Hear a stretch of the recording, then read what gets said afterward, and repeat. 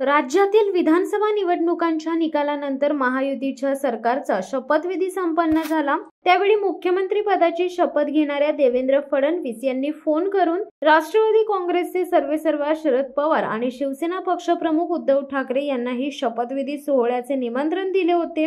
मात्र या दोन्ही नेत्यांची शपथविधी सोहळ्याला अनुपस्थिती होती। मात्र विधिमंडळाच्या हिवाळी अधिवेशनाच्या दुसऱ्याच दिवशी उद्धव ठाकरे यांनी मुख्यमंत्री देवेंद्र फडणवीस यांची सदिच्छा भेट घेतली।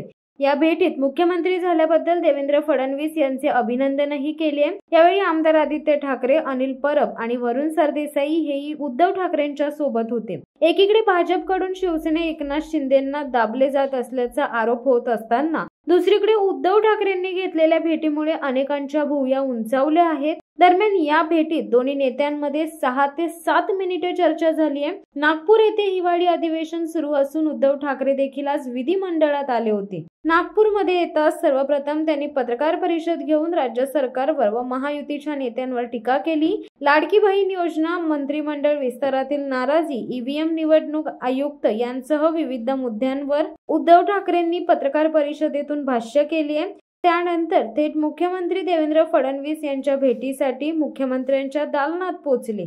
उद्धव ठाकरेंची ही भेट राजकीय वर्तुळात चर्चेचा विषय ठरली असून शिंदे गटातील नेत्यांमध्ये देखील या भेटीने आश्चर्य व्यक्त होत आहे। ही केवळ सदिच्छा भेट होती। आम्ही निवडणूक जिंकू शकलो नाही, महायुती निवडणूक जिंकली, त्यामुळे आता महाराष्ट्राच्या हिताची कामं होतील अशी अपेक्षा आहे। हे सरकार कसं आलं ते आम्ही जनतेच्या माध्यमातून आवाज उठवणार आहोत, असे उद्धव ठाकरेंनी देवेंद्र फडणवीसांच्या भेटीनंतर पत्रकारांशी बोलताना सांगितले।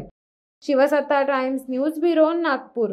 दे धडक बेधडक वृत्त देणाऱ्या आपल्या शिवसत्ता टाइम्स न्यूज चॅनलला लाल बटन दाबून सबस्क्राईब करा आणि बेल आयकॉनला क्लिक करायला विसरू नका।